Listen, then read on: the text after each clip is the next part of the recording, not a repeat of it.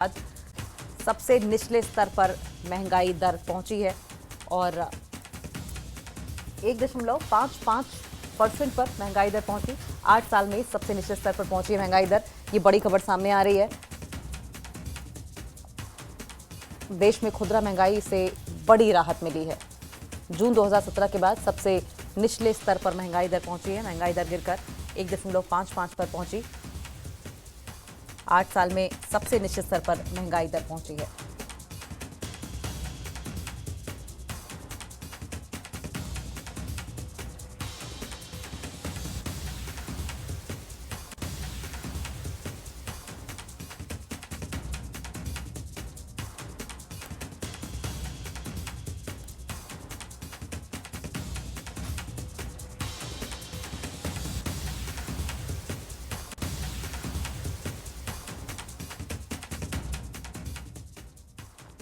और ये बड़ी खबर किश्तवाड़ से आ रही है, जहां आतंकियों की तलाश लगातार जारी है। आज सुरक्षा बल आतंकियों की उस गुफा तक पहुंचे जिसमें आतंकी घने जंगल के बीच सहारा बनाकर अक्सर छिपे रहते थे, लेकिन सोमवार को हमारे सुरक्षा बलों ने आतंकियों के इस ठिकाने को ब्लास्ट करके तबाह कर दिया और आज सेना के जवान उसी गुफा में पहुंचे हैं।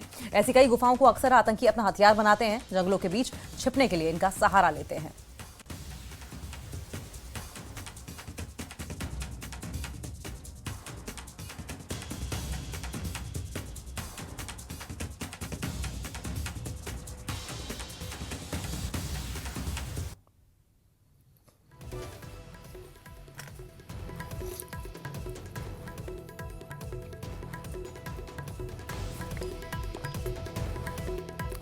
और ये बड़ी खबर किश्तवाड़ से है, जहां आतंकियों की तलाश लगातार जारी है। ये देखिए किस तरीके से आज सुरक्षा बलों की उस गुफा तक पहुंचे जिसमें आतंकी घने जंगल के बीच सहारा बनाकर अक्सर छिपे रहते थे, लेकिन सोमवार को हमारे सुरक्षा बलों ने आतंकियों के इस ठिकाने को ब्लास्ट करके तबाह कर दिया और आज सेना के जवान उसी गुफा में पहुंचे। ऐसी कई गुफाओं को अक्सर आतंकी अपना हथियार बनाते हैं, अपना सेफ हेवन बना लेते हैं, छिपने के लिए जगह बना लेते हैं और जंगलों के बीच छिपने के लिए इन्हीं गुफाओं का सहारा भी लेते हैं। तो ये देखिए किस तरीके से सर्च ऑपरेशन चलाया गया है और कल ब्लास्ट करके इसी तरह की एक गुफा को उड़ा दिया गया था।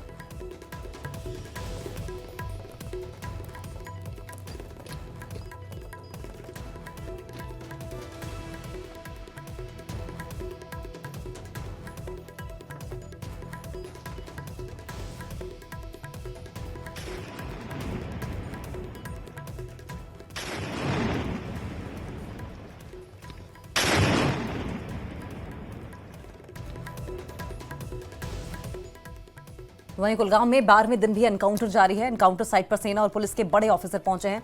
जीओसी 15 कोर और जीओसी विक्टर फोर्स ने आज भी कुलगांव मुठभेड़ स्थल का दौरा किया।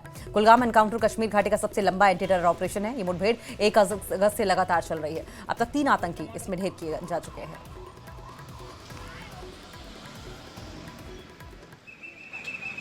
दिवसर कुलगाम एनकाउंटर का आज 12वां दिन है। हम आपको बताएं कि इस पूरे जंगलाती इलाके को फौज ने अपने घेरे में लिया है और पहले ही दिन ये जब एनकाउंटर शुरू हुआ था तो इसमें एक मिलिटेंट की लाश बरामद की गई थी।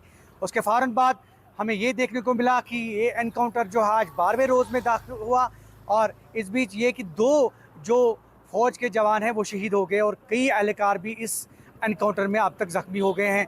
आज भी सर्च ऑपरेशन जारी है और अभी कुछ देर पहले जीओसी कोर 15 कोर और उसके साथ साथ जीओसी विक्टर फोर्स वो यहाँ एनकाउंटर साइट पे पहुँचे। उन्होंने हालात का जायज़ा लिया और ब्रीफिंग भी की और कुल मिलाकर हम ये कह सकते हैं ये एनकाउंटर और सर्च ऑपरेशन जो है अभी भी बदस्तूर जारी है। कुछ भी कहना कबल वक्त होगा क्योंकि ये बहुत वसी जंगल है, डेंस फॉरेस्ट है और इस डेंस फॉरेस्ट में कुछ भी हो सकता है। कई मिलिटेंट भी मौजूद हो सकते हैं और जिनको ढूंढ निकालने की सिक्योरिटी फोर्सेस जो है वो लगातार कोशिश कर रही है और जल्द से जल्द इस ऑपरेशन को जो है ख़त्म करने की ताक में है। और कल परसों भी हमने देखा कि director general of police Jammu and Kashmir Nalin Prabhat भी यहाँ पे एनकाउंटर साइट पे पहुँचे। अभी कुछ देर पहले GOC corps 15 corps GOC Victor force या जो फौज के आला अधिकारी हैं वो यहाँ पे पहुँचे एनकाउंटर साइट पे और कुल मिलाकर ब्रीफिंग भी। और ऐसे में ये एनकाउंटर बदस्तूर जारी है, सर्च ऑपरेशन भी बदस्तूर जारी है और लगता है कि जल्द से जल्द इसमें डिटेल्स जो हैं वो फ़ौज शेयर करेगी, सिक्योरिटी फोर्सेस शेयर करेगी कि आया ये एनकाउंटर कॉल ऑफ किया जाएगा या कंटिन्यू रहेगा। जल्द से जल्द डिटेल्स भी शेयर होंगी और साथ में ये भी कि इस वसी तर जंगल में जो मुहासरा है वो भी बदस्तूर जारी है, सर्च ऑपरेशन भी बदस्तूर जारी है। लेकिन फिलहाल कुछ भी कहना कबल वक्त होगा, क्योंकि आज 12वां दिन है और 12वें रोज़ भी ये एनकाउंटर इस अखाल द्यूसर इलाके में, इस फॉरेस्ट एरिया में बदस्तूर जारी है। ज़हूर रिजवी, न्यूज़ 18 नेटवर्क, द्यूसर, कुलगाम। जम्मू कश्मीर में स्टेट इन्वेस्टिगेशन एजेंसी यानी कि एसआईए ने कई जगहों पर छापेमारी की है। ये छापेमारी 1990 में यानी कि 1990 में कश्मीरी पंडित महिला सरला भट्ट के अपहरण और हत्या के मामले में से जुड़ी हुई है। एसआईए की टीम ने अलग अलग लोकेशंस पर दबिश दी और इस पुराने केस से जुड़े सबूत और सुराग जुटाने की कोशिश की। मामला 3 दशक पुराना है, लेकिन एजेंसी इसे सुलझाने के लिए नए सिरे से जांच कर रही है। कार्रवाई में लोकल पुलिस भी मौजूद है। बताया जा रहा है कि ऑपरेशन लंबा चल सकता है, क्योंकि एक केस से जुड़े कई पहलू अभी सामने आने बाकी हैं। ये छापेमारी यासीन मलिक के घर पर भी हुई थी।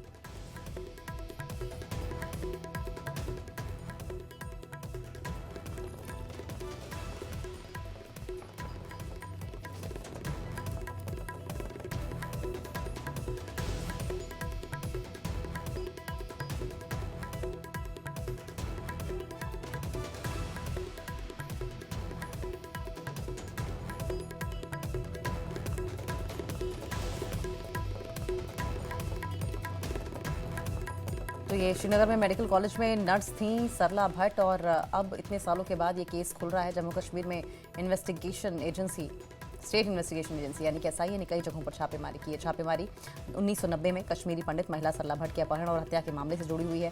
एसआईए की टीम ने अलग अलग लोकेशंस पर दबिश दी है और इस पुराने केस से जुड़े सबूत और सुराग जुटाने की कोशिश कर रही है। मामला 3 दशक पुराना है, लेकिन एजेंसी इसे सुलझाने के लिए नए सिरे से जांच कर रही है। कार्रवाई में लोकल पुलिस भी मौजूद है। बताया जा रहा है कि ऑपरेशन लंबा चल सकता है, क्योंकि केस से जुड़े कई पहलू अब भी सामने आने बाकी हैं। ये छापेमारी यासीन मलिक के घर पर भी हुई है। श्रीनगर के डाउनटाउन में शव को फूंक दिया गया था। ये सरला भट्ट केस क्या है, ये भी आपको ग्राफिक्स के जरिए हम लगातार बता रहे हैं। देखिए, पुलिस मुखबिर बताकर उसके साथ बर्बरता की गई थी। हैवानियत की सारी हदें पार कर दी गई थी। सरला भट्ट 27 साल की कश्मीरी पंडित नर्स थी। तो एसआईए की रेड में केस क्या है, इसके बारे में बताएंगे। सरला भट्ट अनंतनाग की रहने वाली थी।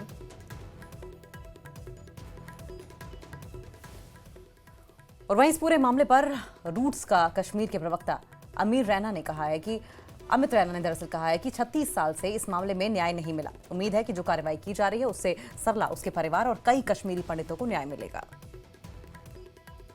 सरला भट्ट मर्डर और रेप केस में एसआईबी की छापों में कुछ ऐसे डॉक्यूमेंट्स मिले हैं जो केस में नया मोड़ लाते हैं। पिछले 36 वर्षों से कश्मीरी पंडित समुदाय, सरला भट्ट का परिवार और अनगिनत मासूमों की जिनकी हत्या हुई है, जिनके साथ नरसंहार हुआ है, उन सब के परिवार न्याय का इंतज़ार कर रहे हैं। उम्मीद करता हूं कि एसआईबी की जो इन्वेस्टिगेशन है, ये जो रेड्स हैं और ये जो स्टेटमेंट्स आ रहे हैं, ये एक हेडलाइन मैनेजमेंट के अलावा एक सीरियस अटेम्प्ट है न्याय प्रक्रिया को आगे बढ़ाने के लिए, परिवार को न्याय दिलाने के लिए। 2 साल पहले एलजी एडमिनिस्ट्रेशन ने 2 serious cases, justice Neelkanth Ganju, Sarla Bhatt के केस एसआईबी को ट्रांसफ़र करे थे और अभी तक उनमें ज़्यादा प्रोग्रेस नहीं दिखी है।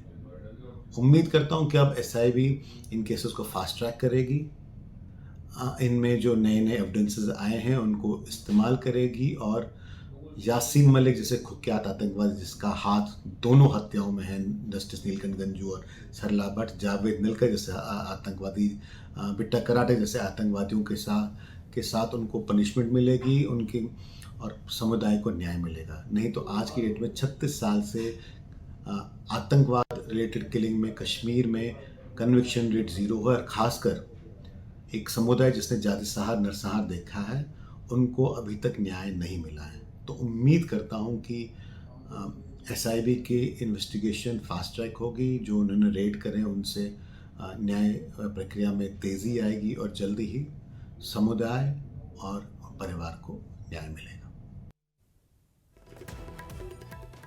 और स्टेटहुड की मांग को लेकर जम्मू में कांग्रेस कार्यकर्ताओं की भूख हड़ताल जारी है। आज कठुआ से भी कई कांग्रेस के कार्यकर्ता इस प्रदर्शन में शामिल हुए।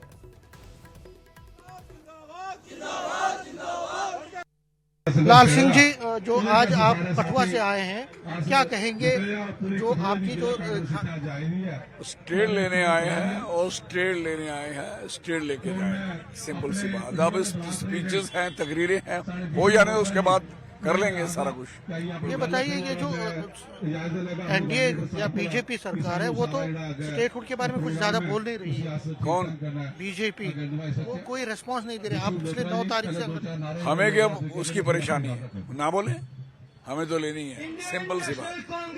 उनके ना बोलने से हमें क्या फर्क, उन्होंने तो बर्बाद करना छोड़ दिया, अब आगे क्या बोलना है, बोल क्या सकते हैं, उनके पल्ले है क्या बोलने का।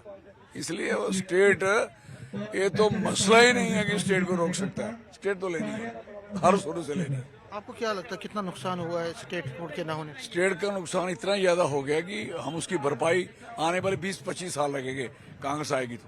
मनोहर जी, चौथा दिन है आज, इसका कैसा रिस्पांस आ रहा है? बहुत अच्छा रिस्पांस है। आप देखो, पूरा इलाका, पूरी रियासत इसके ग्रिप में आ रही है।